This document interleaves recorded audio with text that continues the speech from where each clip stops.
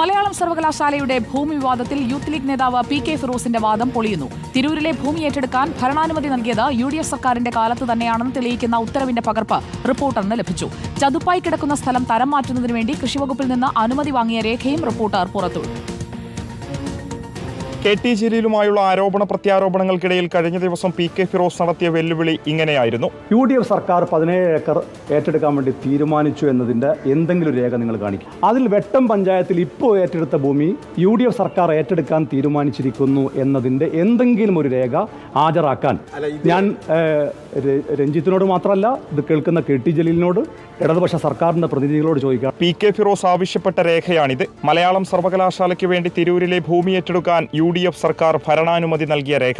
2015 July 9-നാണ് തിരൂരിലെ ചതുപ്പായി കിടക്കുന്ന സ്ഥലം തരം മാറ്റുന്നതിനു വേണ്ടി കൃഷിവകുപ്പിൽ നിന്ന് അനുമതി വാങ്ങിയത്. തിരൂർ വെട്ടം വില്ലേജിലെ 17 ഏക്കർ 21 സെന്റ് സ്ഥലം മലയാളം സർവകലാശാല ആസ്ഥാനം നിർമ്മിക്കുന്നതിനായി പരിവർത്തനപ്പെടുത്തുന്നതിന് വൈസ് ചാൻസലർ സമർപ്പിച്ച അപേക്ഷയിലെ ആവശ്യം പൊതു ആവശ്യമായതിനാൽ സ്ഥലത്തെ തണ്ണീർത്തടങ്ങളും ജലാശയങ്ങളും കണ്ടൽക്കാടുകളും നിലനിർത്തിക്കൊണ്ട് നീരൊഴുക്കിനെ ബാധിക്കാത്ത തരത്തിൽ പരിവർത്തനം നടത്തണമെന്ന വ്യവസ്ഥയോടെ നികത്തുന്നതിന് അനുമതി നൽകി ഉത്തരവ് പുറപ്പെടുവിക്കുന്നു എന്നാണ് അന്നത്തെ പ്രിൻസിപ്പൽ സെക്രട്ടറി സുബ്രതോ ബിശ്വാസ് ഇറക്കിയ ഉത്തരവിൽ പറയുന്നത്.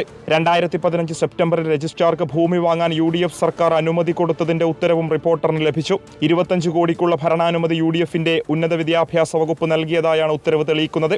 2016 ഫെബ്രുവരി 22-നാണ് മലപ്പുറം ജില്ലാ കളക്ടറുടെ നേതൃത്വത്തിലുള്ള വില നിർണയ സമിതി 1,70,000 രൂപ വില നിശ്ചയിച്ച് ഭൂമി വാങ്ങാൻ തീരുമാനിച്ചത്. എല്ലാം ചെയ്തത് LDF സർക്കാരിന്റെ കാലത്താണെന്നും തെളിവുകൾ പുറത്തുവിടുമെന്നായിരുന്നു ഫിറോസ് കഴിഞ്ഞ ദിവസം പറഞ്ഞിരുന്നത്. ഇന്ന് വൈകിട്ട് പി കെ ഫിറോസ് വീണ്ടും മാധ്യമങ്ങളെ കാണും. റിപ്പോർട്ടർ, തിരൂർ.